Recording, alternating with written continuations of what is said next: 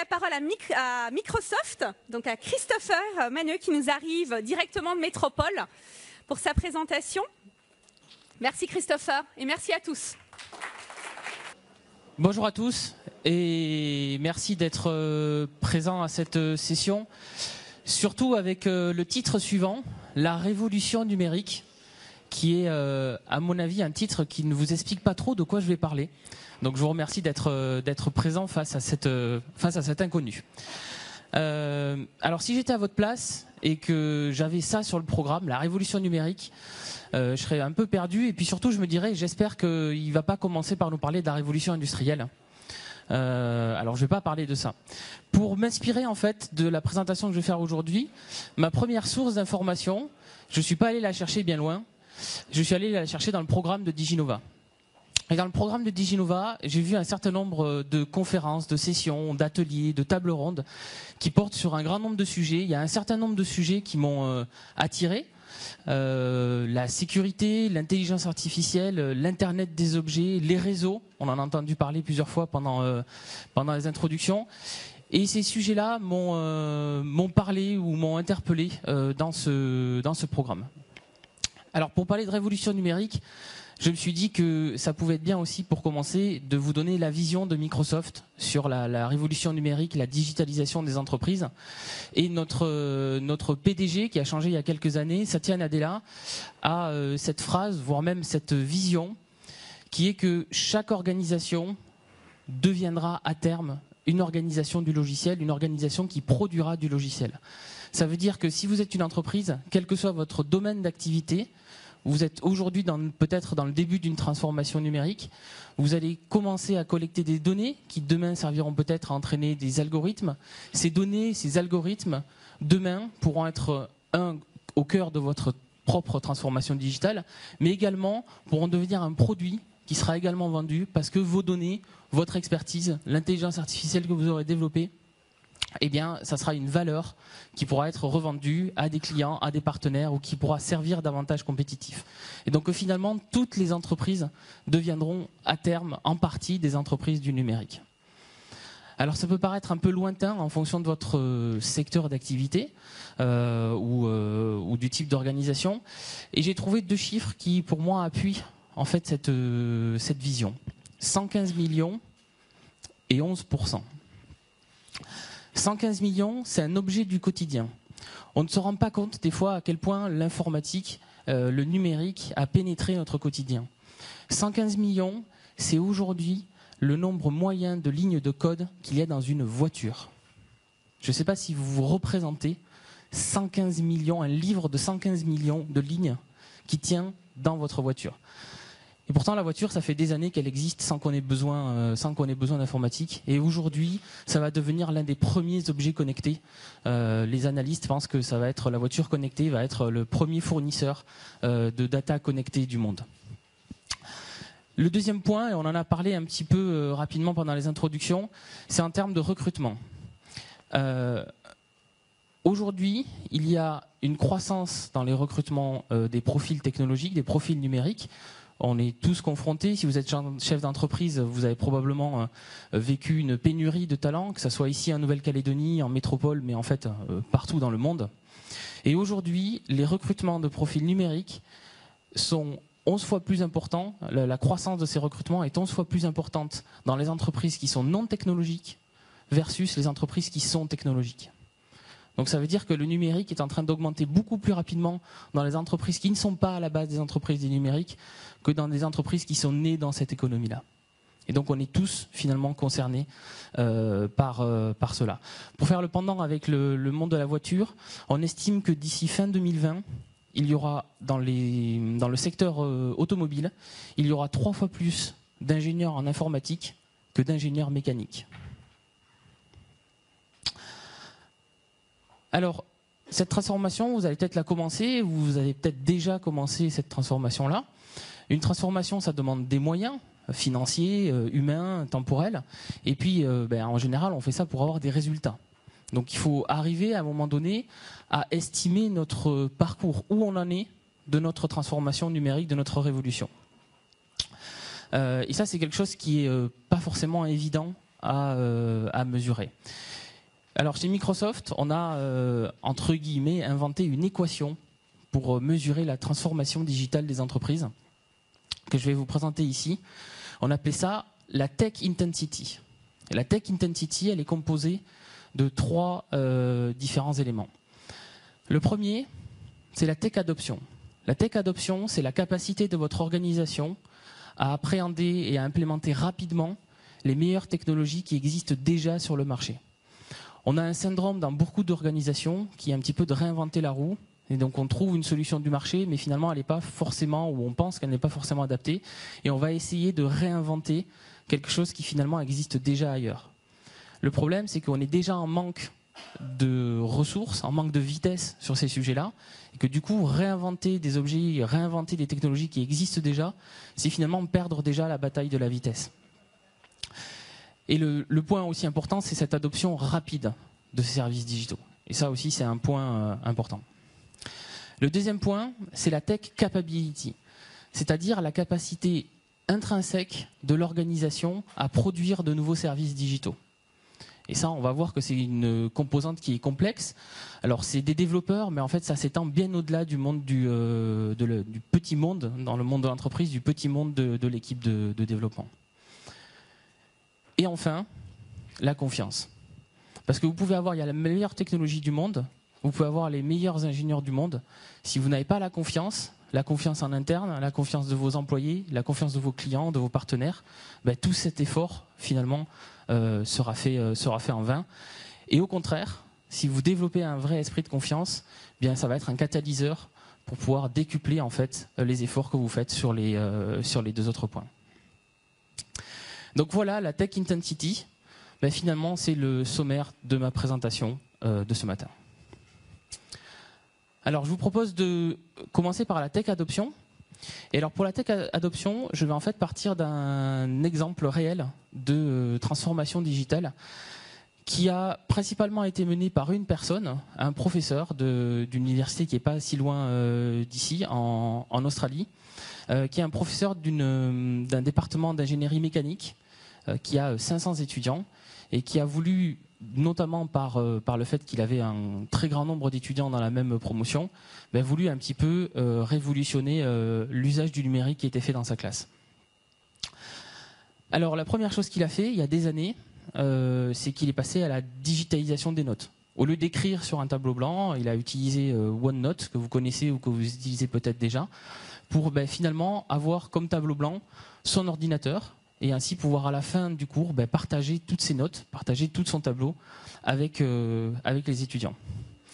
Et ensuite, il a adopté un autre outil qui a été vraiment le vecteur de sa transformation de sa classe, qui est Microsoft Teams. Si vous ne le connaissez pas, c'est tout simplement, en quelques mots, un chat d'entreprise qui a un certain nombre de fonctionnalités. Alors, il a eu des facteurs qui ont joué pour lui. Par exemple, je vous disais que la Tech Adoption, l'un des facteurs, c'est d'adopter rapidement la technologie.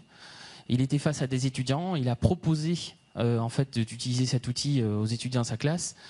Quelques minutes après, il avait déjà des dizaines de personnes qui avaient rejoint le groupe. C'est un peu facile parce qu'effectivement, là, la conduite du changement face à des étudiants qui sont prêts à tester de nouvelles technologies, il avait déjà gagné cette bataille. Ça peut être un petit peu plus compliqué dans nos organisations de faire changer les habitudes de travail, mais ça a été pour lui le début du travail. Et donc on le voit, c'est un petit peu flou et coloré, teinté bizarrement, mais en fait il a un channel en fait par semaine, et du coup les étudiants se retrouvent chaque semaine sur le channel et peuvent poser des questions à la fois aux professeurs, mais aussi entre eux, partager des notes, partager des réflexions pendant le cours, mais aussi après le cours. Ça a l'air de rien, comme ça, mais il faut savoir qu'il y a quand même aujourd'hui, alors j'ai pas de chiffres sur ça, mais il y a aujourd'hui une certaine part d'étudiants qui ne peuvent pas, pendant leur temps d'études, se consacrer à 100% à leurs études. Parce qu'ils sont obligés de travailler pour pouvoir survenir à leurs besoins, pour pouvoir continuer à étudier, parce qu'ils ont des personnes dans leur famille dont ils doivent prendre en charge, parce qu'ils sont porteurs d'un projet peut-être d'entrepreneuriat étudiant à côté, et donc ils ont du temps sur leur semaine finalement qui est passé à autre chose. Et avoir un outil qui les connecte en permanence à la classe, que ça soit quand ils sont à la classe, quand ils sont devant un PC, voire même quand ils sont sur un téléphone portable, eh ben, ça leur permet finalement de vivre leur parcours éducatif d'une manière très différente, d'une manière mieux connectée, en prenant en compte leurs caractéristiques. Donc ce professeur, en fait, il s'est pas arrêté là, il a continué à utiliser des outils du marché. Alors ça, au début, il avait commencé à utiliser YouTube pour mettre en ligne ses cours, ce qui est très pratique. Il est passé à un autre logiciel qui existe, qui permet finalement eh bien, de numériser l'intégralité du contenu, ce qui permet notamment à un étudiant de taper une recherche, de faire une recherche, et la recherche va lui montrer tous les endroits de la vidéo où le mot-clé qu'il a tapé a soit été affiché à l'écran, soit été dit par le professeur. Et donc finalement, on passe d'un podcast qui dure 1 heure de cours et qui est finalement à regarder en linéaire, de bout en bout, à un contenu qui va pouvoir être consommé à la demande et vraiment, j'ai envie de dire, à la minute, qui est utile quand on a besoin de revenir sur son cours pour se rappeler quelque chose. Il a commencé à intégrer des quiz au sein de cet outil pour que les étudiants puissent auto-évaluer leurs connaissances et leur compréhension du cours. Et puis bien évidemment, quand je dis les meilleurs outils du marché, il y a des outils qui existent déjà, notamment dans le monde de l'éducation. Et du coup, il a connecté Moodle directement à Microsoft Teams pour l'intégrer vraiment au reste, j'ai envie de dire, de la communauté éducative. Donc ça, c'est une adoption en fait d'un certain nombre de technologies qui ont été mises en commun pour pouvoir changer l'expérience de la classe. Alors, il ne s'est pas arrêté là. Vous imaginez quand il y a un professeur qui est face à 500 étudiants et que les 500 étudiants posent des questions, ça peut être compliqué d'avoir vraiment un engagement auprès des étudiants et leur permettre finalement à tous de progresser et de répondre à toutes leurs questions. Du coup, il a commencé à développer un bot, un petit agent conversationnel qui fait une chose très simple, c'est-à-dire qu'à chaque fois qu'un étudiant pose une question, il va pinguer le bon professeur en fonction de la matière en fait dans lequel l'étudiant le chat qui correspond à la matière, eh bien il va demander au bon professeur de répondre à la question. Et quand le professeur répond à la question, il va enregistrer la question et la réponse dans une base de connaissances accessible à tous les étudiants semaine par semaine. Et comme ça, il suffit qu'un étudiant pose une question pour que tous les autres étudiants aient accès à la réponse. Et finalement, cet échange individuel qui a fait progresser un étudiant est de facto un échange qui peut faire progresser tous les étudiants. Et mine de rien que ça permet de collecter de la donnée, d'avoir une base de données. Et qui dit qu'on a des données, il dit qu'on peut peut-être développer une IA. Ce qu'il a fait ici, en développant un chatbot qui, au bout d'1 année scolaire, a commencé à répondre aux questions à la place des professeurs. Et a ainsi aidé les professeurs à se concentrer sur de nouvelles questions, de nouvelles problématiques. Alors on a de la donnée sur les élèves, on a de la donnée sur les questions qui sont posées semaine après semaine, cours après cours. On a de la donnée sur les quiz qui permet de mesurer en fait finalement la compréhension des élèves sur chacun des cours. Ça fait beaucoup de données au bout d'une saison scolaire. Et avec ces données-là, il a entraîné un modèle qui permet de prédire la performance d'un étudiant sur un semestre, sur une matière. Et à partir de ce modèle de prédiction, il est allé vers l'enseignement personnalisé. C'est-à-dire qu'il a créé du logiciel. Alors là, on déborde vers le deuxième sujet. Ça va me faire la transition vers le deuxième sujet, qui est la Tech Capacity. En fait, il a créé un outil qui permet de créer des fiches de révision adaptées à chacun des élèves. Donc en fait, chaque élève va retrouver sur cet outil de communication, tous les élèves n'ont en frontal que ce Microsoft Teams, mais en fait, il y a un PDF qui est généré avec la prévision de performance de l'élève à cette matière-là, quels sont les sujets qu'il aura potentiellement le mieux compris ou le moins bien compris, et qui va lui faire des fiches d'aide, des fiches mémo, qui correspondent à ce qu'il va avoir besoin de réviser pour améliorer sa performance et sa compréhension sur la matière. Donc ça, c'est un exemple assez riche, alors dans le domaine de l'éducation, mais on a d'autres domaines dans lesquels finalement on a adopté un certain nombre de technologies qui existent déjà, qu'on a probablement dû passer un petit peu de temps à assembler, mais finalement le gros de la technologie est déjà présent. Pour pouvoir révolutionner l'expérience en fait d'apprentissage de ces étudiants. Donc ça, c'est une première partie de l'équation de Microsoft. La deuxième partie de l'équation, c'est la Tech Capability. Donc je rappelle, la Tech Capability, c'est la capacité d'une organisation à produire du logiciel en interne. Et pour ça, l'une des choses dont je voulais vous parler, c'est une mouvance que l'on commence à voir arriver et qui, à mon avis, va être un vrai levier de transformation digitale dans le futur. C'est ce qu'on appelle le citizen developer.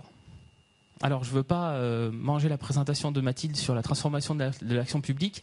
Quand je dis ici citoyen, ce n'est pas du tout le citoyen auquel on a l'habitude de penser. C'est en fait en opposition aux équipes de développement qui peut y avoir peut-être déjà dans les organisations. Le citizen developer, c'est en fait un employé de l'organisation qui ne fait pas partie du service informatique, qui a souvent une compétence, une expertise métier et auquel on va donner les moyens de créer lui-même du logiciel pour améliorer le processus métier. C'est ça le citizen developer. Et aujourd'hui, en fait, on voit l'essor d'un certain nombre de plateformes dites de low-code ou de no-code, donc à savoir en fait des plateformes sur lesquelles on n'a pas besoin d'écrire du code pour créer du logiciel. Alors ça fait des années qu'il y en a qui existent plus ou moins, et on voit en fait un essor de ces nouvelles plateformes autour de ça, qui permettent en fait vraiment à des employés d'améliorer leur processus métier à eux, sans devoir dépendre de la complexité ou du financement d'un vrai projet de développement. Alors je vais vous donner un exemple qui a été utilisé par Pepsi aux États-Unis pour faire l'inventaire des produits Pepsi dans les boutiques, dans les rayons des supermarchés. Alors, la première chose en fait donc ça c'est un employé qui l'a fait, je vous ai fait une petite vidéo, ça c'est un outil de Microsoft qui permet de faire des applications low-code. Et là, la première chose qu'il va faire en fait, c'est que l'idée c'est de prendre une photo du rayonnage et de compter automatiquement les produits. Et donc d'avoir un inventaire qui se fait finalement quasiment automatiquement. La première action que va faire l'employé, c'est en fait entraîner un modèle d'intelligence artificielle qui va permettre de compter les bouteilles et de reconnaître quel est le type de bouteille. Ici, on le voit pas bien sur l'image, je vais vous remettre la vidéo. Mais en fait, il y a des bouteilles de deux contenances différentes. Il y a des bouteilles de 1 litre et des bouteilles de 2 litres. Et en fait, la seule chose que va avoir à faire l'employé, c'est finalement dessiner sur l'image un carré qui entoure la bouteille de 1 litre, un carré qui entoure la bouteille de 2 litres, et demander au système d'entraîner une intelligence artificielle pour lui. Donc finalement, on a ici un utilisateur métier qui n'a aucune connaissance en intelligence artificielle, voire même aucune connaissance en data, qui va entraîner son propre modèle de machine learning pour son besoin spécifique. Et une fois qu'il a fait ça, il va passer dans une autre partie de l'application qui va lui permettre de faire finalement une petite interface qui sera accessible sur PC mais surtout sur mobile, puisque là l'idée c'est qu'on se déplace dans un magasin. Et grâce à ça, on va créer une application qui va faire cet inventaire-là à partir d'une photo et qui va envoyer les données au sein du système d'information de l'entreprise. Et l'application finale, ça donne ceci. Donc c'est une application qui est moche, hein, c'est pas fait par un développeur, même qu'il y a des applications moches qui sont faites par les développeurs. Et là, en fait, il va prendre une photo. Et vous allez voir au bout de quelques secondes, en fait ça c'est envoyé sur le cloud puisque l'intelligence artificielle ici est hébergée sur le cloud. Et on va voir, alors vous allez voir des petites vignettes rouges en haut des 3 bouteilles hein, et le cadre est un petit peu fin pour le voir. Et puis on va voir donc qu'il a bien reconnu les 3 bouteilles. Et dans quelques instants, il va y avoir la page de résultats, de compte rendu finalement de l'audit où on voit en bas à gauche qu'il a bien compté les 3 bouteilles. Voilà. Encore une fois, cette application, elle est au sein du réseau de l'entreprise, sécurisée, déployée sur les devices qui sont nécessaires. Une application web et mobile faite par quelqu'un du métier, sans l'appui d'un développeur. Et ça, je pense que c'est vraiment quelque chose qu'on va voir de plus en plus dans l'avenir. Alors, s'il y a des étudiants parmi vous qui sont en cursus informatique, rassurez-vous, je pense qu'on aura encore besoin de développeurs pendant des années. Par contre, ça va permettre de développer toute une frange d'applications qui vont pouvoir rester entre guillemets au niveau du métier. Et puis si à un moment donné, ces applications-là grossissent ou les besoins deviennent plus complexes, là on pourra faire appel à une équipe de développement, mais finalement on va pouvoir permettre d'accélérer cette capacité interne à créer du logiciel sans avoir besoin de recruter 100 fois plus de développeurs, ce qui est un vrai souci aujourd'hui dans notre filière. Alors développer cette capacité tech, c'est aussi en fait infuser l'esprit tech, l'esprit agile, on en a parlé un petit peu pendant l'introduction, aux autres services de l'entreprise. Et ça, c'est quelque chose que l'on peut faire sur un grand nombre de services. L'un des exemples de transformation que j'ai réalisé il y a quelques années, c'est une transformation d'un processus de recrutement pour finalement réduire en fait l'effort nécessaire pour recruter quelqu'un au sein d'une entreprise, en adoptant ici une méthode dite Kanban, qui est une méthode de développement logiciel. Alors à l'origine, cette méthode, elle a été inventée dans les usines de Toyota pour gérer les pièces pour pouvoir construire des voitures. Et ça, c'est appliqué aujourd'hui dans une ancienne entreprise sur la partie recrutement. Pour vous donner un exemple, en appliquant ces méthodes-là, aujourd'hui, alors c'est pas systématique encore, mais j'y travaille, hein. Aujourd'hui, une entreprise comme Microsoft est capable de passer de la réception du CV d'un candidat à l'envoi du contrat de travail, avec bien évidemment toute la chaîne d'entretien, de validation, etc., qui est entre ces deux étapes-là, en 7 jours. Voilà. Donc imaginez le nombre de processus qu'il peut y avoir dans une société à l'échelle de Microsoft pour arriver à embaucher un employé. On arrive, c'est pas systématique encore, loin de là, on arrive à le réduire à cette durée-là. Donc ça, c'est des choses aussi que si vous êtes dans le domaine de l'informatique, ben, je vous invite en fait à aller parler, à vous exprimer à l'intérieur de votre entreprise pour diffuser un petit peu cette mentalité tech, ces idées tech au reste de l'organisation, parce que c'est quand toute l'organisation aura cette mentalité qu'on pourra développer cette tech capability et donc augmenter cette capacité de transformation numérique. Enfin, je vous l'ai dit, la confiance, c'est un point essentiel, fondamental pour pouvoir développer l'ensemble de ces projets-là. Et donc, je vais vous prendre quelques exemples sur la confiance. Alors, en introduction, la confiance, c'est quelque chose de compliqué. Vous ne pouvez pas la demander, vous ne pouvez pas l'avoir, il va falloir travailler dessus tous les jours pour garder cette confiance, pour la créer tout d'abord, et puis pour la garder ensuite. Et il y a énormément d'éléments qui permettent à un autre acteur avec lequel vous travaillez d'avoir la confiance, ou avoir vos employés internes, d'avoir confiance dans les outils du numérique pour pouvoir accélérer cette transformation. Alors j'ai pris quelques sujets qui, à mon sens, sont des bases pour pouvoir développer cette confiance.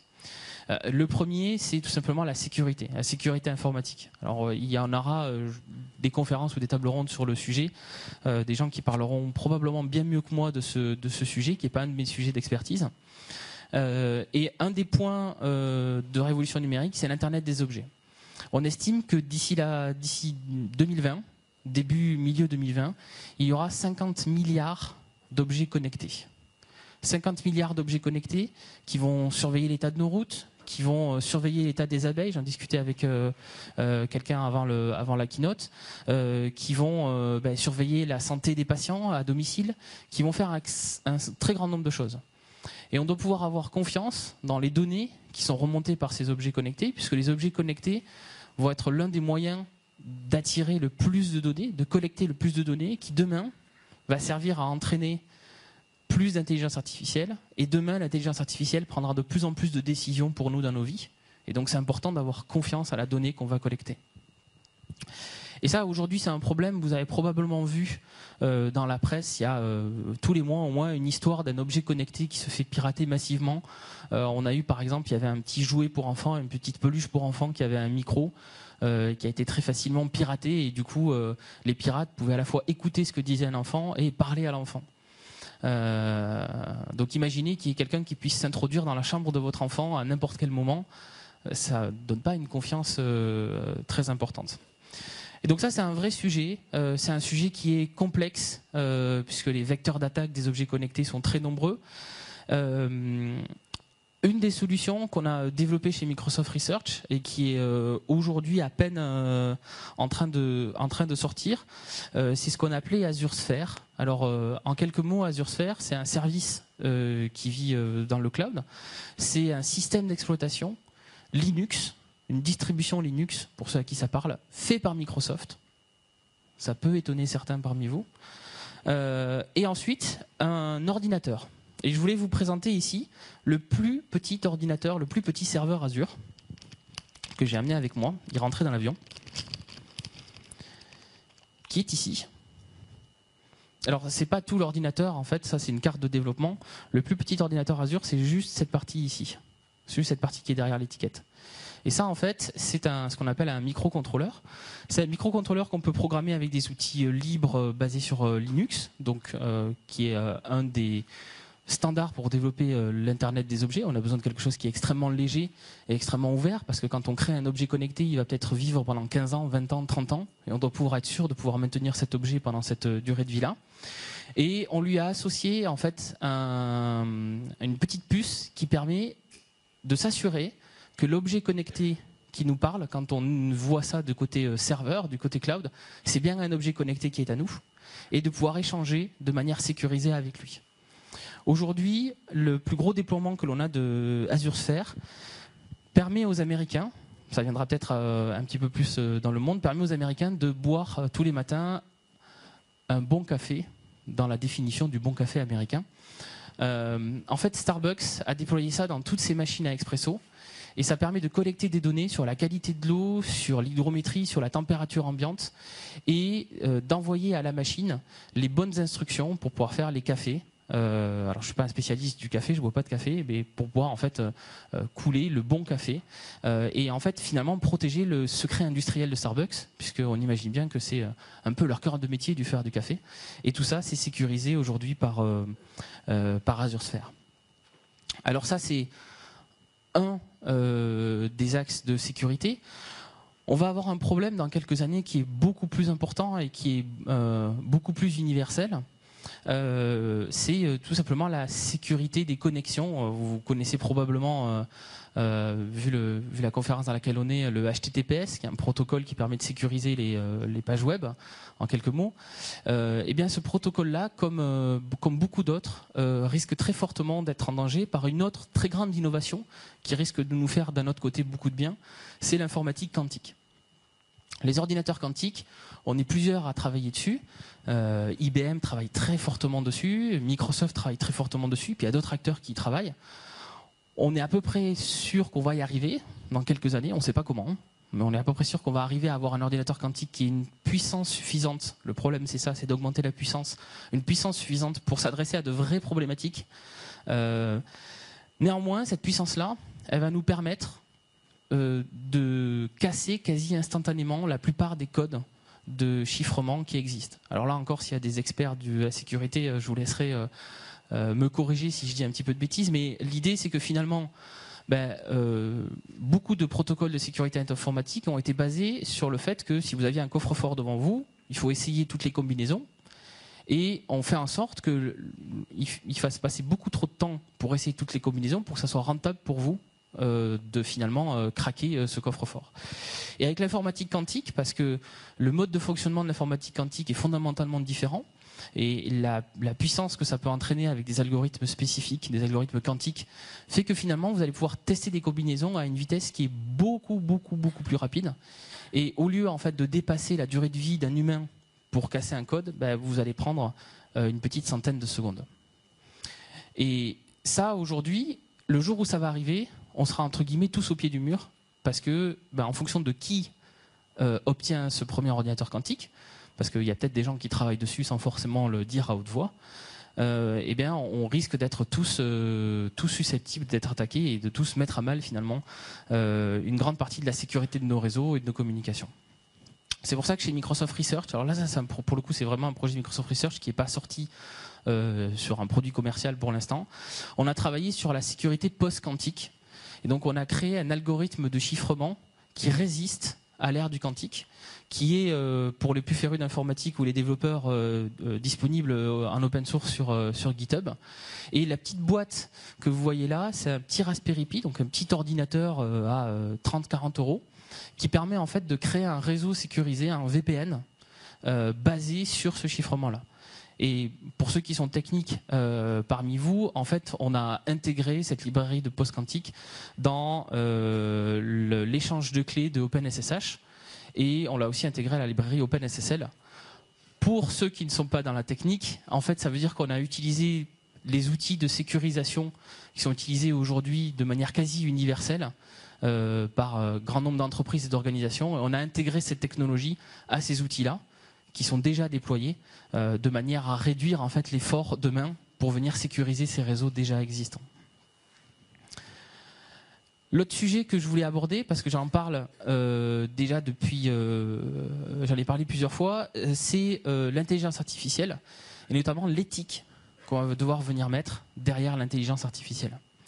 Alors on a déjà quelques soucis, on va dire, d'éthique peut-être, même si l'éthique c'est quelque chose qui est extrêmement compliqué à définir, notamment parce qu'en fonction des cultures, on n'a pas tous la même vision de l'éthique. Je pense à des sociétés plus asiatiques qui ont une vision peut-être un peu différente de l'éthique par rapport à ce qu'on pourrait avoir en France. Et donc chez Microsoft, on a essayé en fait de créer un framework, un ensemble d'outils et de questions pour créer une IA éthique, une IA responsable. Et donc on a ces différents composants finalement que l'on estime être importants pour pouvoir développer une IA responsable. Alors je pourrais vous parler pendant un moment de ça, mais il y a d'autres conférenciers intéressants à écouter. Donc je vais juste vous parler d'un point, qui est le point de transparence. Aujourd'hui, un des problèmes qu'on a avec les algorithmes de machine learning, c'est qu'on arrive à faire des algorithmes qui sont extrêmement efficaces. Le problème, c'est qu'on n'arrive pas à comprendre comment ils fonctionnent. Ça veut dire que quand un algorithme donne une prédiction, il va prédire que tel élève va réussir, il va prédire que si on vous autorise un crédit, ben vous n'allez pas le payer, donc la banque va vous refuser le crédit. Et puis demain, il pourrait prédire le médicament qu'il faut pour vous soigner ou d'autres choses qui sont encore plus impactantes pour nos vies. Ben finalement, on sera un peu obligé d'écouter de manière aveugle l'intelligence artificielle sans comprendre comment elle est arrivée à cette déduction, comment elle est arrivée à ce résultat-là. Et ça, c'est un vrai problème pour avoir confiance en l'IA. C'est un vrai problème pour nous tous, pour avoir confiance, et puis c'est un vrai problème aussi pour développer une IA performante, puisque l'IA n'est finalement que à la hauteur de l'intelligence des données qu'on lui a fournies. Et donc arriver à fournir des données qui ne soient pas biaisées, qui représentent vraiment l'intégralité des possibilités qu'on a dans le domaine dans lequel on utilise l'IA, c'est compliqué. Je vous donne un petit exemple, j'avais fait une intelligence artificielle juste pour faire une démonstration, qui analysait le pouce. L'idée, c'était de pouvoir voter si une session vous plaisait en faisant ça, et si une session ne vous plaisait pas en faisant ça. Donc j'ai entraîné un modèle de computer vision pour ça, qui marchait très très bien, et puis j'ai un collègue antillais qui est arrivé dans le bureau, je lui ai dit ouais, teste ça, c'est génial. Il a bougé sa main dans tous les sens, ça marchait pas. J'avais entraîné en fait mon modèle que avec des hommes blancs. Et donc forcément, on a eu une diversité dans les données qu'on voulait analyser. Quand l'IA a vu une main de couleur mat, ben, elle n'a pas réussi à reconnaître le pouce. Donc même avec, vous voyez, un exemple qui est extrêmement bête, extrêmement simple, on a déjà un problème de diversité dans les données et donc finalement un problème si cette IA a été utilisée pour quelque chose de beaucoup plus important que dire c'est bien ou c'est pas bien. Donc chez Microsoft Research, on travaille également, c'est un de nos sujets d'études. Et une des choses qu'on a sorties, c'est une librairie. Donc ça parle plus aux développeurs. C'est une librairie là aussi qui est disponible en open source sur GitHub, qui s'appelle InterpretML, dont l'idée en fait est d'arriver à expliquer quels sont les facteurs qui ont influencé la prédiction qu'a fait une intelligence artificielle. En fait, le schéma que vous voyez ici, sur la gauche, vous avez en fait la liste des données, des types de données avec lesquels on a entraîné cette intelligence artificielle, les facteurs. Donc par exemple, l'un des hello words de l'intelligence artificielle, c'est la prédiction des survivants du Titanic, en fonction de quelle est votre ville de départ, quelle est la classe de passager que vous aviez, est-ce que vous étiez un passager de première classe, de seconde classe, etc., le prix du billet, un certain nombre d'autres facteurs, votre âge et tout ça. Ben on a un tableau en fait qui nous dit si vous avez survécu ou pas, et du coup on se sert de ça pour s'entraîner. Donc imaginez en fait que les catégories qui sont à gauche, ben c'est ça, c'est âge, c'est sexe, c'est ville de départ, c'est catégorie du billet, etc. Et le schéma que vous voyez ici, c'est un schéma qui indique quels sont les éléments dans votre profil à vous qui ont influé en fait l'algorithme de machine learning pour arriver à cette production. Donc en fait, il a estimé que finalement, c'était votre sexe et votre billet de départ qui a influencé le plus. Ce sont les deux paramètres qui ont influencé le plus que vous aviez une chance de survivre au Titanic. Alors ça, ce schéma-là, c'est pas un exemple du Titanic, mais c'est pour vous expliquer en quelques mots simples ce que fait InterpretML finalement. Et pour ceux qui sont un petit peu dans le domaine, c'est capable d'aller plus loin en comparant différents algorithmes de machine learning pour comprendre quelles sont leurs différences dans les facteurs qui vont influencer la prédiction d'un résultat. Alors voilà, c'était quelques exemples de ce qu'on appelle chez Microsoft la Tech Intensity. Alors tout ça c'est bien beau, et on peut faire toute la révolution numérique que l'on veut avec ça, mais il va quand même manquer une chose. Il va manquer une chose, c'est qu'il est important dans cette révolution numérique d'y associer tout le monde, quel que soit son profil. Et aujourd'hui, on travaille chez Microsoft depuis quelques années sur quelque chose que l'on appelle l'inclusive design. L'inclusive design, en fait, on a tous, à des moments donnés, vécu des exclusions. Où on est tous potentiellement, à un moment donné, en situation d'exclusion. Et ça, c'est en train de se développer. Parce que les types d'exclusion sont en train d'augmenter, parce que la société, les relations humaines, les relations tout court, d'affaires, entre pays, etc., sont en train de se complexifier. Et donc on est tous, finalement, amenés demain à avoir une situation d'exclusion. On parlait il y a quelques années d'accessibilité, de rendre les sites accessibles. Et finalement, la seule chose qu'on avait en tête quand on voyait ça, c'était quelqu'un en fauteuil roulant ou quelqu'un aveugle. Mais finalement, l'inclusion, donc qui va bien au-delà de l'accessibilité, je vais vous prendre un exemple, on peut être tous concernés. Je prends le cas de quelqu'un qui n'a pas l'usage de son bras. Il y a plein de raisons de ne pas avoir l'usage de son bras. Vous pourriez avoir eu un accident ou avoir un problème de naissance et donc ne pas avoir votre bras. Malheureusement, c'est permanent pour vous. Vous êtes peut-être allé faire une balade en vélo et vous vous êtes cassé le bras, donc vous allez avoir un plâtre pendant quelques semaines. Ou ça peut être vraiment extrêmement passager. Vous êtes un nouveau parent et vous portez votre enfant pour faire l'euro après le biberon. Et donc pendant quelques instants, quelques minutes, oui, vous n'avez qu'un seul bras qui est disponible. Et finalement, la méthodologie inclusive design qu'on a développée, on parle de ça sur un site, je vous donnerai les slides, vous aurez toutes les adresses que j'ai communiquées. Et en fait, en 3 étapes. Tout d'abord, c'est reconnaître et observer l'exclusion, quelle que soit sa forme. C'est pas forcément une forme physique. Là, je donne des exemples avec une forme physique, mais ça peut être cognitif, émotionnel, situationnel, etc. Apprendre de cette diversité, essayer de résoudre le problème pour l'exclusion qu'on vient de voir. Et ensuite, dernière étape, prendre en fait cette solution et arriver à l'étendre à tous pour ne pas créer une solution spécifique, mais une solution qui est améliorée, qui est augmentée pour l'ensemble des personnes qui vont utiliser cette solution. Alors ça peut paraître un petit peu abstrait comme sujet. Ça donne quoi dans les faits ? Je vais vous donner 2 exemples.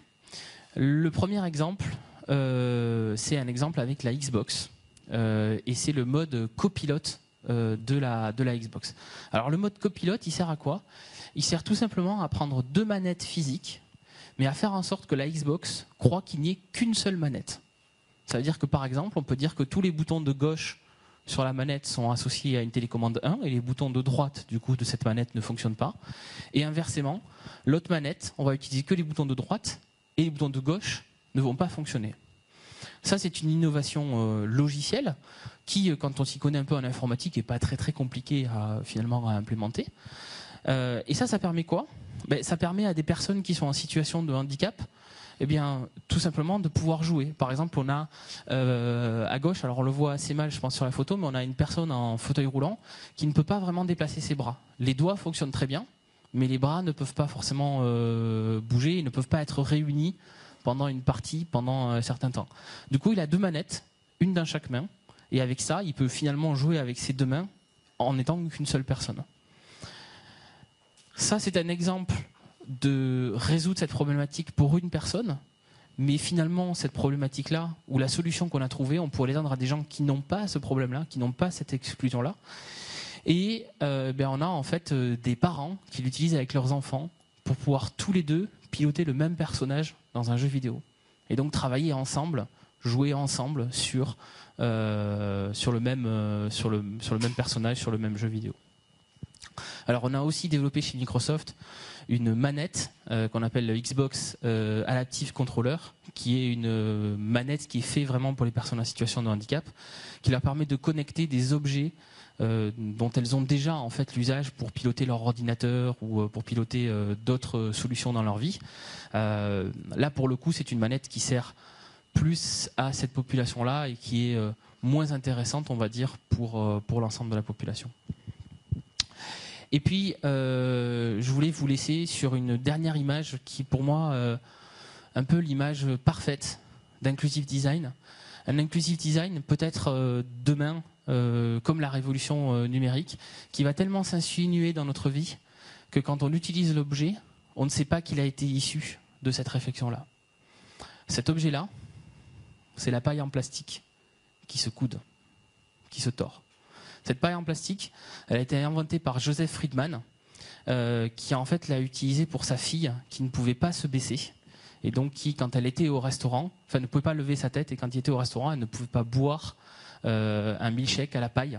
Et donc il est rentré chez lui, il a pris une paille en plastique, il a mis une vis dedans pour faire cette courbure. Il a inventé la paille en plastique qui se courbe pour résoudre un problème d'exclusion. Et aujourd'hui, on a quasiment tous utilisé cette paille-là en y trouvant peut-être un avantage, en tout cas en ne pensant pas qu'elle avait été faite, qu'elle avait été conçue pour quelqu'un qui avait été en situation d'exclusion. Alors, petite parenthèse, je vous déconseille aujourd'hui d'utiliser des pailles en plastique pour l'environnement, mais c'est quand même un exemple d'objet du quotidien qui a finalement servi cette démarche d'inclusive design. Voilà, j'espère que ça vous a donné quelques pistes de réflexion, que ça vous a peut-être ouvert des idées et que ça vous a donné envie d'assister à un grand nombre de conférences, d'ateliers et de sessions qui sont au programme de ces 3 jours de DigiNova et qui vont parler plus en détail de ces sujets. Merci à tous.